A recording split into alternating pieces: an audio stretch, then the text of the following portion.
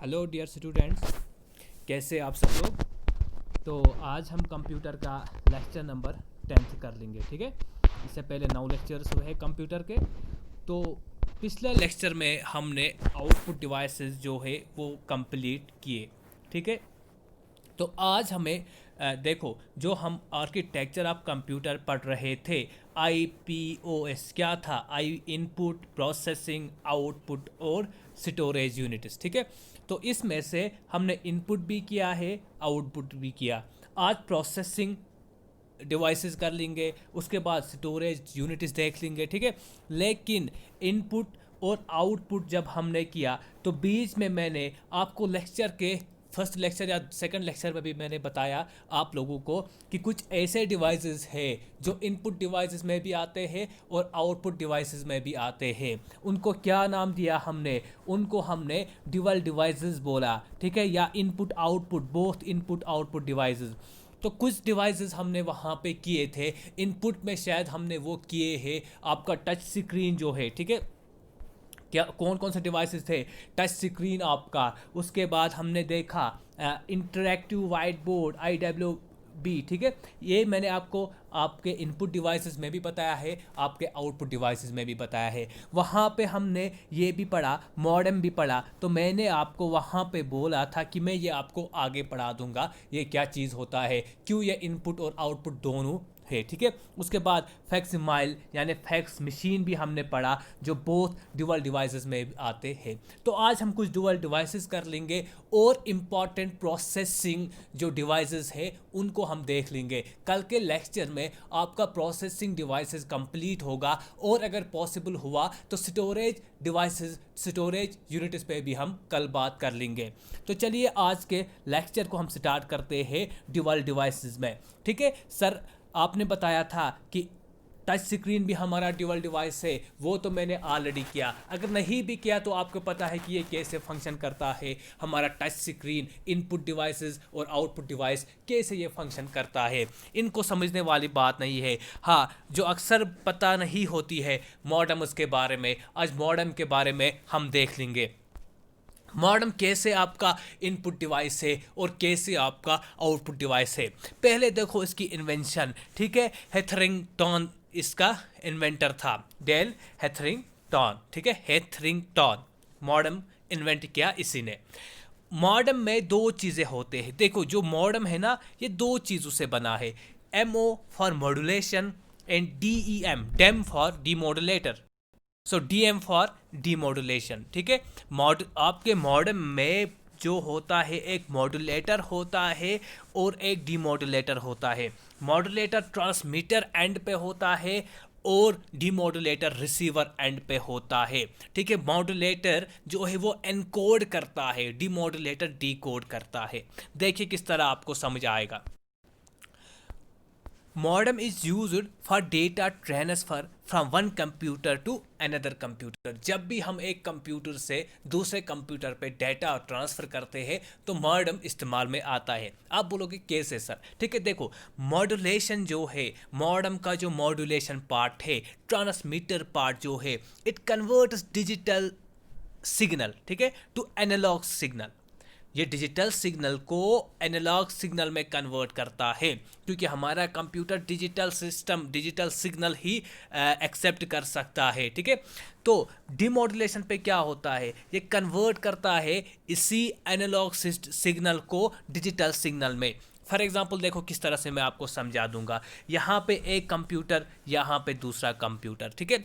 इस पे भी मॉडेम है, इस पे भी मॉडेम लगा, लेकिन इस पे मॉड्यूलेटर, ठीक है, मॉडेम का मॉड्यूलेटर, क्योंकि यहाँ से जो सिग्नल आएंगी कंप्यूटर से डिजिटल सिग्नल लिख लेंगी और मॉडेम उसको कन्वर्ट करेगा एनालॉग सिग्नल पे, और थ्रू वायर्स ये एनालॉग सिग्नल यहाँ पे पहुँचेंगी। अब ये डायरेक्ट कंप्यूटर पे नहीं जा सकती।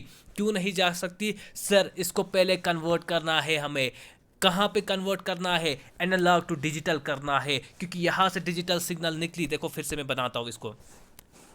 इस बात को क्लियर करो, ठीक है। देखो यहाँ पे एक कंप्यूटर, यहाँ पे दूसरा कंप्यूटर। सर यहाँ से जो निकली डिजिटल सिग्नल कन्वर्ट किया, मॉड्यूलेटर यहाँ पे बैठा है, मॉड्यूलेटर बैठा है, मॉडेम का मॉड्यूलेटर है, यहाँ पे एनालॉग पे कन्वर्ट किया, तो यही एनालॉग ट्रेवल करेगा इन वायर्स के थ्रू, ठीक है। तो यहाँ पे जो मॉड्यूलेटर है डीमॉड्यूलेशन का काम कर लेगा, ठीक है। क्या कर लेगा, इस एनालॉग को डिजिटल पे कन्वर्ट कर लेगा, तो यही डिजिटल हमारे कंप्यूटर में आएगी और हमारा कंप्यूटर सिस्टम इसको एक्सेप्ट कर लेगा। तो देखो जो मॉड्यूलेशन है यहाँ से ट्रांसमिट हो रहा है, जब ट्रांसमिट हो रहा है तो एनकोडिंग हो रही है, इसी एनकोडिंग एनालॉग की फॉर्म में एनकोडिंग हो रही है, इसी एनकोडिंग को रिसीवर एंड पे डिकोडिंग हो रही है। आप याद रखो, D for demodulation and D for decoding, यही मेरा यहाँ कहने का मतलब था। जब भी हम एक सिस्टम से दूसरे सिस्टम पे डेटा ट्रांसफर कर रहे हैं किसी भी मीडियम के थ्रू, जो एनालॉग सिग्नल को एक्सेप्ट करेगा, जो मीडियम एनालॉग सिग्नल को ट्रांसमिट करता है, ठीक है, यहाँ पे ट्रांसमीटर एनकोड कर लेगा पहले, ठीक है, उसके बाद रिसीवर पे डिकोड कर लेगा, फिर सिस्टम पे आके वो चीज़ सपोर्ट कर लेगी। आई होप आप लोगों को यहाँ तक क्लियर हुआ होगा। ओके, फिर आगे बढ़ते। अब आया आपको समझ में कि modem is used for data transfer from one computer to another computer. अगर मॉडेम न होते तो डेटा ट्रांसफर इम्पॉसिबल है। ओके, चलिए फिर आगे देख लेंगे। फैक्सिमाइल, फैक्स मशीन, आप में से बहुत सारों ने देखा होगा, बहुत ऐसे भी होंगे जिन्होंने नहीं देखा होगा फैक्स मशीन को। इसको किसने इन्वेंट किया? अलेक्जेंडर बैन ने, ठीक है, वेट, हाँ, अलेक्जेंडर बैन ने। इसका मतलब क्या होता है? फैक्सिमाइल का मतलब है इट मीन्स एग्जैक्ट रिप्रोडक्शन, यानी कि ट्रू कॉपी निकलती है। फॉर एग्जांपल आपको फैक्स करना है, पहले ज़माने में क्या होता था, ठीक है, आज मेल वगैरह होता है, जैसे मेल वगैरह सिस्टम था, पहले ज़माने में फैक्स मशीन हुआ करती थी, ठीक है। तो फैक्स में हम जो इनपुट देते थे वही एग्जैक्ट वही डॉक्यूमेंट आपका आउटपुट में आता था दूसरी जगह, ठीक है। इनके और भी कुछ नाम है फैक्स मशीन के, ये आपके एसएसबी के एग्ज़ाम के लिए इम्पॉर्टेंट है। Also known as telefax machines, telecopy machines और टेलीकॉपियर्स। उसके बाद मैंने हेडसेट लिखा है, लेकिन मुझे जहाँ तक याद है ये मैंने आपको आउटपुट डिवाइसेस में भी करवाया था, ठीक है। चलो फिर से देखेंगे, कोई बात नहीं। माइक्रोफोन, यानी मैंने जब भी बोला आपको हेडसेट, सेट का मतलब होता है, हम बोलते हैं ना कप सेट, मतलब सेट होता है ये, इसीलिए सेट का मतलब, हेडसेट का मतलब माइक्रोफोन और स्पीकर का सेट। आप सबको पता है माइक्रोफोन हमारा इनपुट डिवाइस है, स्पीकर हमारा आउटपुट डिवाइस है। सो ये दोनों मिलके हमारा ड्यूअल डिवाइस बन जाता है। इसको किसने इन्वेंट किया था? नेथलिन बाल्डवेन ने, ठीक है। उसके बाद नेटवर्क कार्ड्स, आपका सीडी है, डीवीडी है, एसडी कार्ड, ये भी ड्यूअल डिवाइसेस में आते हैं और ये प्रोसेसिंग डिवाइसेस में भी है, तो हम प्रोसेसिंग डिवाइसेस में इनको काफ़ी अच्छे से पढ़ लेंगे, ठीक है। तो यहाँ तक ये था आपका इनपुट आउटपुट डिवाइसेस का जो पूरा लेक्चर है वो कंप्लीट हुआ आपका, इनपुट आउटपुट डिवाइसेस, और साथ में हमने इनके साथ किया ड्यूअल डिवाइसेस। अब आपको कभी कंफ्यूजन नहीं होना चाहिए कि ड्यूअल डिवाइसेस में कौन कौन से आएंगे। अब जो मैंने नहीं पढ़ाया भी होगा, जो मुझसे छूटा भी होगा, ठीक है, मिस भी हुआ होगा, आप खुद समझोगे कि ये इनपुट में आएगा, आउटपुट में आएगा या ड्यूअल डिवाइसेस में आएगा, ठीक है। तो आई होप कि आपको अब इतना डेवलप हुआ लैंग्वेज कंप्यूटर की टर्मिनोलॉजी आपको समझ आई, तो आप अब खुद ही कर सकते हो। अब हम जाएंगे आगे प्रोसेसिंग डिवाइसेस में। देखो IPOS, ये बार बार आपको याद रखना है, ये चीज़ आपको रटनी है, तब जाके आपको कंप्यूटर का आर्किटेक्चर पूरा समझ आ जाएगा। हम पढ़ते हैं वही कंप्यूटर आर्किटेक्चर, ठीक है ना, जो हमने पहले पढ़ा, वॉन न्यूमैन ने जो कंप्यूटर का आर्किटेक्चर दिया। इनपुट के बाद क्या होगा? प्रोसेसिंग। सर ये प्रोसेसिंग क्या होती है? बहुत पहले मैंने आपको बताया है जब हमने आर्किटेक्चर किया था, तो यहाँ फिर से बताता हूँ मैं, प्रोसेसिंग डिवाइसेस क्या होते हैं। पहले हम जान लेंगे प्रोसेसिंग क्या होती है। मैंने आपको बताया कि जब भी हम कंप्यूटर को इनपुट देते हैं, input in the form of data जाता है जो रॉ फैक्ट्स होते हैं या रॉ मटेरियल होता है, इनपुट डेटा होता है, अभी इसके ऊपर कोई प्रोसेस नहीं हुई। तो प्रोसेसिंग जो है ये एक इंटरमीडिएट है, इंटरमीडिएट स्टेप है, या इंटरमीडिएट आप स्टेज भी बोल सकते हो। एक सेकंड, चलिए देखिए, इंटरमीडिएट स्टेज या ट्रांजिशनल फेज भी बोल सकते हो। ये क्या होता है?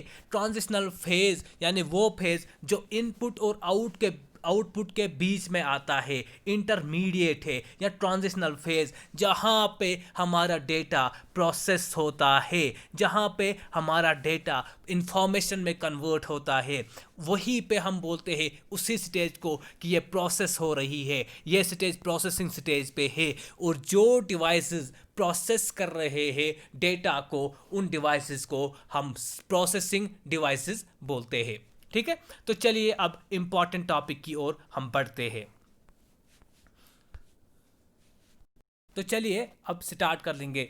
कुछ स्टूडेंट्स ने मुझे रिक्वेस्ट किया था कि सर हमें इसकी पिक्चर भी दिखाइएगा, तो आज मैंने कुछ वो भी साथ में रखी है ताकि आपको बेटर अंडरस्टैंडिंग होगी। ठीक है, चलिए फिर अब CPU से स्टार्ट करते हैं। इसको बहुत पहले से हमने इंट्रोडक्शन किया था इसके साथ। क्या होता है CPU? Sir CPU central processing unit होता है। देखिए, सिर्फ प्रोसेसिंग यूनिट यही नहीं बल्कि और भी प्रोसेसर्स है, प्रोसेस में जो काम करते हैं, प्रोसेसिंग में जो काम में आते हैं, सिर्फ CPU ही नहीं बल्कि और भी डिवाइसेस है। लेकिन इसको सेंट्रल प्रोसेसिंग क्यों बोला गया है?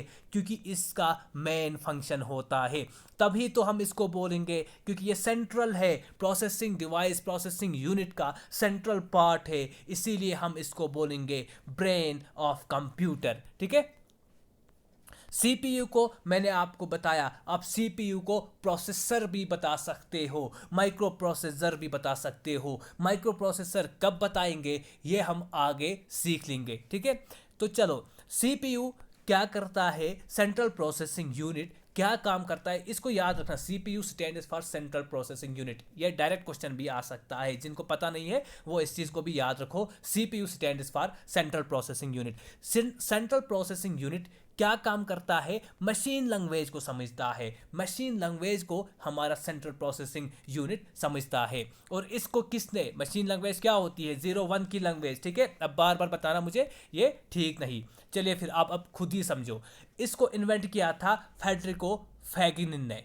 फेडरिको फैगिनिन ने इन्वेंट किया CPU को। ब्रेन ऑफ कंप्यूटर बोला जाता है। क्यों बोला ये मैंने आपको बताया, क्योंकि ये सेंट्रल पार्ट होता है, सेंट्रल पार्ट होता है प्रोसेसिंग का। जब सेंट्रल पार्ट है तो ऑब्वियसली बात है ब्रेन ऑफ कंप्यूटर। कभी कभी इसको हार्ट ऑफ कंप्यूटर भी बोला जाता है। Term CPU is normally used to refer to a processor। जो मैंने ऊपर बताया आपको कि आप इसको प्रोसेसर बोलो, माइक्रो प्रोसेसर बोलो, it's one and same thing. लेकिन माइक्रो प्रोसेसर कब बोलेंगे वो आगे कुछ टाइम के बाद आपको पता चलेगी इसी लेक्चर में। सो term CPU is normally used to refer to a processor। उसमें क्या होता है? उसमें मेनली दो चीज़ें, मतलब दो नहीं 3 चीज़ें होती है मैंने। ठीक है, arithmetical logical unit, control unit. जो हमने आर्किटेक्चर में पढ़ा वहाँ पे हमने पढ़ा कि एक CPU होता है, CPU में क्या क्या पार्ट्स होते हैं। एक कंट्रोल यूनिट होता है, दूसरा ALU होता है, जो फिर मैंने आपको लास्ट पे दिखाया। कुछ स्टोरेज होती है, अपनी CPU की अपनी स्टोरेज। ठीक है, वो थोड़ा हम यहाँ पे डिस्कस कर देंगे। सो पार्ट्स ऑफ CPU क्या क्या आएंगे? सर एक पार्ट होता है अर्थमेटिकल लॉजिकल यूनिट, नाम से ही आपको पता चलेगी। देखो, CPU का एक ऐसा पार्ट है जहाँ पे एग्जीक्यूशन होता है, जहाँ पे प्रोसेस का एग्जीक्यूशन होता है, ऑपरेशंस का एग्जीक्यूशन होता है। देखो, दो चीज़ें आपको याद रखनी है। एक कंट्रोल यूनिट, वो हम नीचे देखेंगे, ठीक है ना। उसके बाद अर्थमेटिकल लॉजिकल यूनिट। ये जो कंट्रोल यूनिट होता है ना, यही एक्चुअली ALU को बताता है, यही बताता है कि आपको किस तरह से काम करना है। यानी एक किस्म से ये सेंट्रल यूनिट जो है ये डायरेक्शंस पास करता है ALU को कि आप किस तरह से काम करोगे। सो मेन जो है ये कोऑर्डिनेट करता है, ये कोऑर्डिनेटर है सेंट्रल यूनिट। तो ALU ये इसी के हिसाब से काम करता है, इसीलिए ये एग्जीक्यूशन के लिए रेस्पॉन्सिबल है, ठीक है। कौन?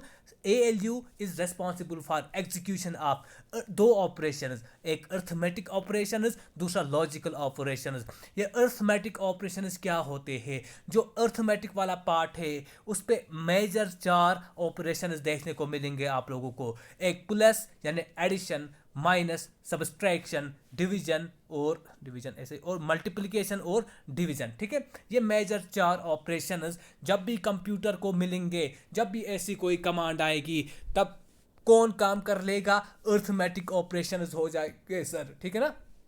तो प्रोसेसर अर्थमेटिक ऑपरेशंस यानी कंट्रोल यूनिट आपके ALU को बताएगा कि चलो भाई प्लस करना है, चलो भाई सब्सट्रैक्शन करना है, मल्टीप्लिकेशन करना है। ऐसे ऑपरेशंस को आपका ALU तैयार होता है। Next is that logical operations भी आते हैं, लॉजिकल ऑपरेशंस भी करने होते हैं। इसमें क्या होता है? इसमें कुछ गेट्स होते हैं, वो लॉजिकल गेट्स होते हैं, वो हमने आपके सिलेबस में नहीं पढ़ना है। एंड, नॉट, नॉर, जो भी गेट्स है इनको हमें नहीं पढ़ना है। और क्या करता है लॉजिकल ऑपरेशंस? क्या होते हैं? कंपैरिजन करना, ग्रेटर देन, लेस देन, ठीक है। Greater than, less than, is equal to, यानी कि दो चीजों को आपस में कंपेयर करने के लिए लॉजिकल यूनिट्स काम में आते हैं। तो आई होप कि आपको क्लियर हुआ होगा। ये ALU जो है आपके CPU में, कंप्यूटर के प्रोसेसर में जो ALU लगा होता है, इसमें 2 ऑपरेशंस करने होते हैं।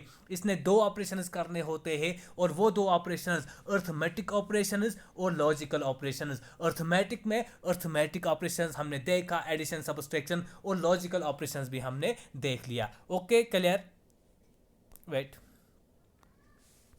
चलिए फिर आगे। उसके बाद सेकंड इसी CPU का जो पार्ट है कंट्रोल यूनिट, इसके बारे में मैंने आपको पहले ही बताया कि ये कोऑर्डिनेटर होता है, डायरेक्टर होता है। तमाम चीज़ें ये कोऑर्डिनेट करता है, सुपरवाइज करता है, डायरेक्ट करता है। It direct the operations of the processor. जो ऑपरेशंस होते हैं वो हमने देख लिया, प्रोसेसर को डायरेक्ट करता है ये ऑपरेशंस। इट टेल्स कंप्यूटर्स में, हाँ देखो important point, it tells computers memory, arithmetical logical unit, input output devices how to respond to the instructions that have been sent to the processor। जो भी processor को instructions आ रही है तो ये हर चीज़ को कोऑर्डिनेट करता है। चाहे हम इस पे इनपुट लगाए कंप्यूटर में, चाहे आउटपुट डिवाइसेस हो, चाहे मेमोरी यूनिट्स लगे हुए हो, जो भी इंस्ट्रक्शन आए कंप्यूटर के प्रोसेसर में, क्योंकि ये प्रोसेसर ही तो है, CPU में ही एक पार्ट है। जो भी set of instructions CPU receive कर लेगा, तो कंट्रोल यूनिट इन चीज़ों को बताता है कि आपको किस तरह से काम करना है। इनपुट डिवाइसेस को बताता है आपको किस तरह से इनपुट करना है, इनपुट पे काम करना है। आउटपुट डिवाइसेस को बोलता है कि आप रेडी रहो, आपके लिए टास्क आ गया। यानी ये सिंपली क्या करता है? कंट्रोल करता है हर एक एक्टिविटी को। ओके, चलिए उसके बाद मेमोरी। ये वो मेमोरी नहीं जो रैम रोम हमें पढ़ना है, ठीक है। ये वो मेमोरी नहीं है। ये कुछ मेमोरी CPU की अपनी मेमोरी होती है। यानी कि जो अर्थमेटिक लॉजिकल यूनिट देखा हमने, उसके बाद कंट्रोल यूनिट देखा, यहाँ ही एक छोटी सी मेमोरी जिसको हम रजिस्टर्स बोलते हैं, ये CPU की ही मेमोरी है, ठीक है। अगर क्वेश्चन आए कि रजिस्टर्स किसकी मेमोरी है, ये CPU की मेमोरी है, यानी कि प्रोसेसर की ही अपनी मेमोरी होती है। ये क्यों होती है प्रोसेसर के लिए? देखो, प्रोसेसर का काम होता है फास्ट एग्जीक्यूशन काम, यानी कि इसको लेट नहीं होना चाहिए, डिले नहीं होने चाहिए प्रोसेसर में। तो इसने कुछ अपनी मेमोरी रखी है, ठीक है ना, सपोर्ट के लिए, जो डेटा को स्टोर करती है, इंफॉर्मेशन को स्टोर करती है, डेटा को कुछ टाइम के लिए रखती है। कुछ टाइम के लिए मतलब टेम्पोररी स्टोरेज होता है। ऐसा क्यों करता है? क्योंकि मतलब कुछ डेटा जो ये टेम्पोरली स्टोर करता है, कहाँ? अभी कंट्रोल यूनिट या ALU जो भी है प्रोसेसर पहले मेन मेमोरी में जाएगा, फिर वहाँ से डेटा लाएगा, फिर उस पर प्रोसेस कर लेगा। नहीं, जो रजिस्टर्स है ये यहाँ ही पे होते हैं, तो फास्ट एग्जीक्यूशन के लिए ये काम में आते हैं, ठीक है ना। मतलब अब ये आप बोलोगे ये कैसे फास्ट एग्जीक्यूशन में काम आते हैं। फॉर एग्जांपल इससे पहले कोई इसने एडिशन किया होगा कोई नंबर्स का, तो ये सेव रहता है यहाँ पे टेम्परली, कि ताकि कंप्यूटर को फिर से ये ज़रूरत ना पड़े, सीपीयू को कभी कहीं फिर से ये ज़रूरत नहीं पड़े। अगर ये ज़रूरत पड़ी तो जल्दी से यहाँ से ये फैच कर लेगा, मैन मेमोरी तो दूर है, यहाँ से लाने में हमें टाइम लगेगा। तो इसके लिए हमारे रजिस्टर्स होते हैं। और जब हम मेमोरी में जाएंगे, स्टोरेज यूनिट में जाएंगे, तब हम एक हायरार्की देखेंगे, एक ऑर्डर देखेंगे। तो ये टॉप में आती है, जो आपके रजिस्टर्स है ये टॉप मेमोरी में आती है, यानी कि फास्टेस्ट मेमोरी होती है रजिस्टर्स। ओके,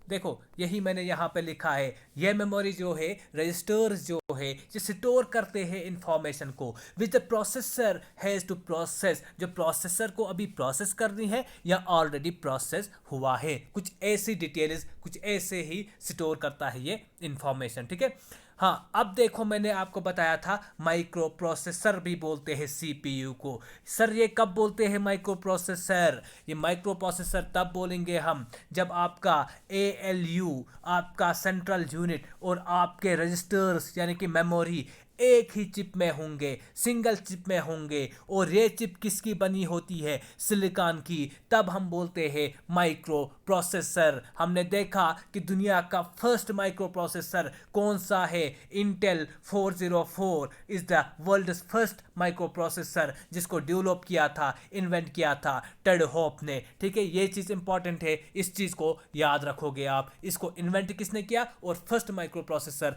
इंटेल 404 है। ठीक है, so when control unit, ALU and registers are in one single chip, it is called microprocessor, या microchip भी बताओगे आप उस टाइम। तो ठीक है ना, जो आपके MCQ में मैंने क्वेश्चन डाला था वो इसी के बेस पे था। ठीक है, so first microprocessor is Intel 404। अब हम देख लेंगे मदरबोर्ड, सीपीयू के बाद मदरबोर्ड। देखिए मदरबोर्ड को और भी कुछ नाम है। ठीक है, इसको मेन बोर्ड भी बोला जाता है, प्रिंटेड सर्किट बोर्ड भी बोला जाता है, सिस्टम बोर्ड भी बोला जाता है, बेस बोर्ड भी बोल सकते हो आप, प्लानर बोर्ड, लॉजिक बोर्ड, एमओबीओ भी इसको बोलते हैं। देखो क्या काम है इसका। मदरबोर्ड की डायग्राम भी मैंने आपको नीचे यहाँ पे साथ में रखिए इसके साथ, इसके बाद हम इस पे आएंगे। ठीक है, उसके बाद भी हमें हाँ चलिए,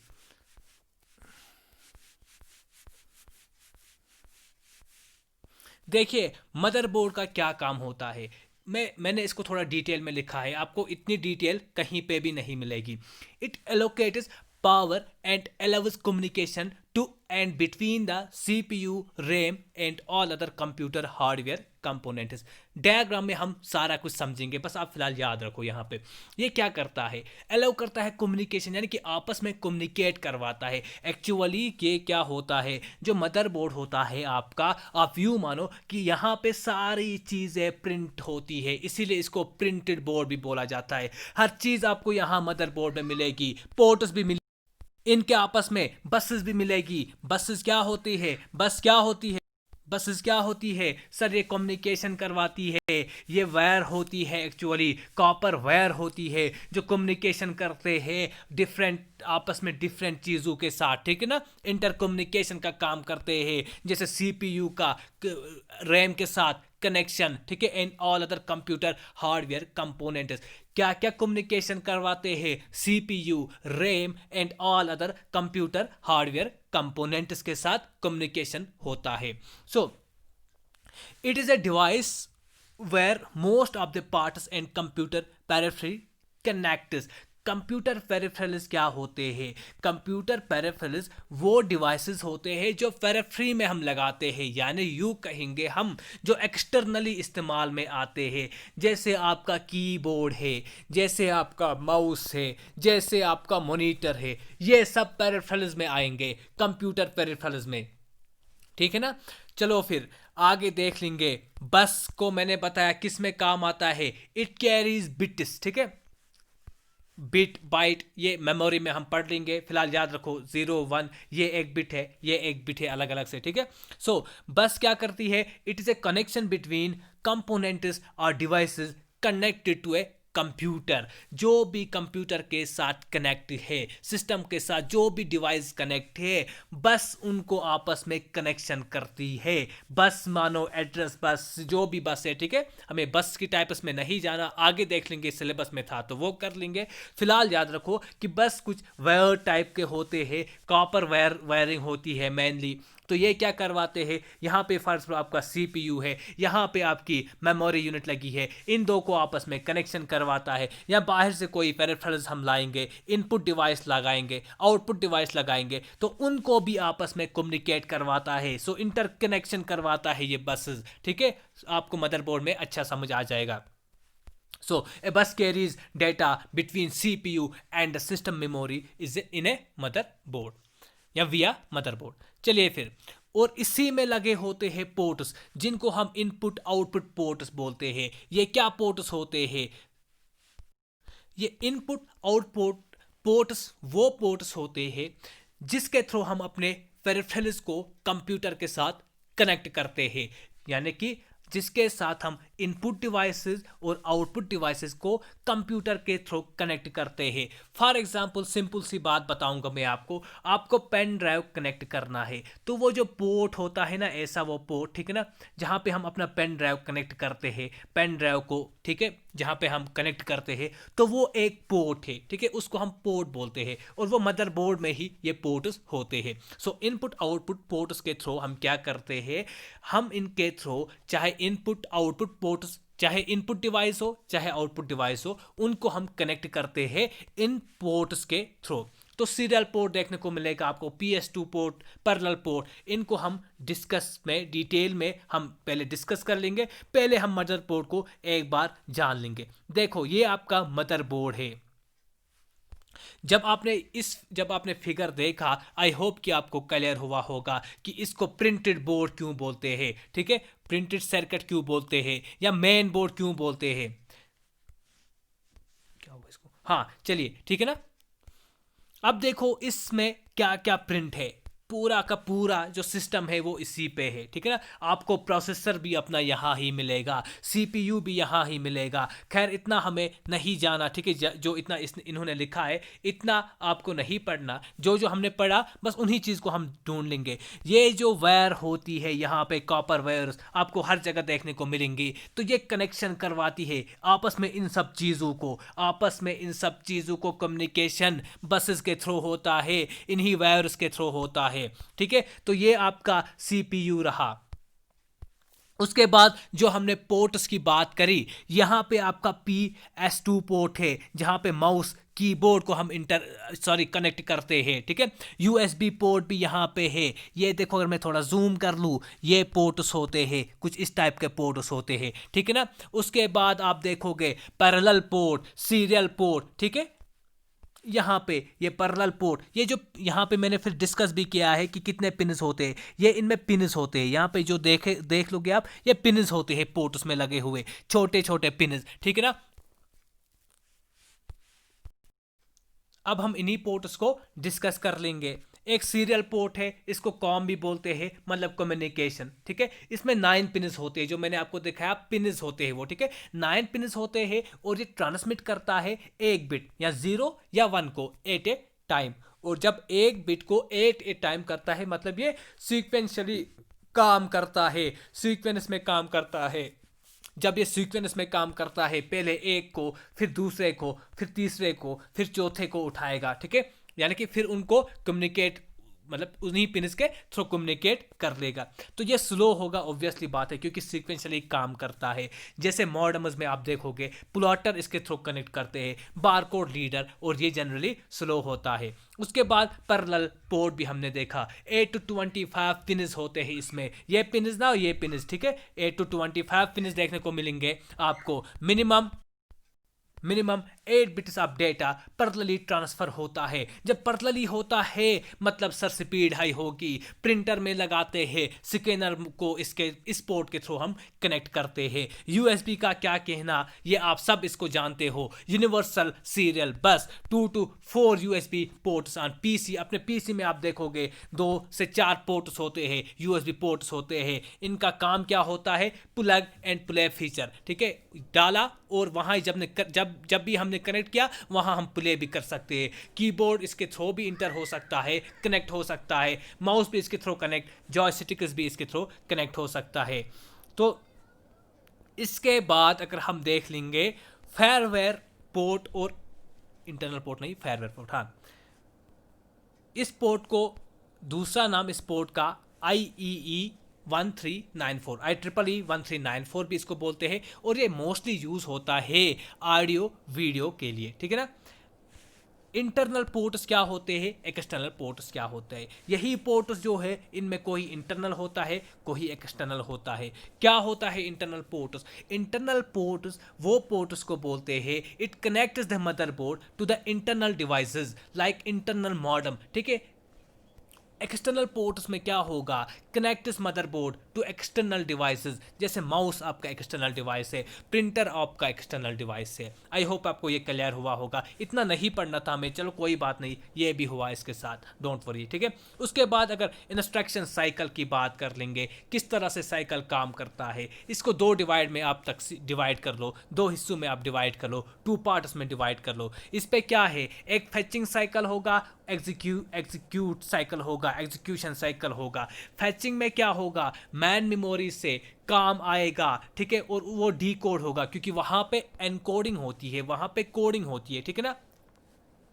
जो भी मेमोरी में हमारा काम होगा वो एनकोडेड फॉर्म में होगा, उसको डी कोड यानी कि 0 और 1 की इस पे होगा। जब फेच कर लेगा प्रोसेसर, उसको डी कोड कर लेगा, उसके बाद ही एग्जीक्यूट कर लेगा। जब एग्जीक्यूट किया मतलब ऑपरेशन कर लेगा उसके ऊपर, तो फिर हम उस चीज़ को स्टोर भी कर सकते हैं।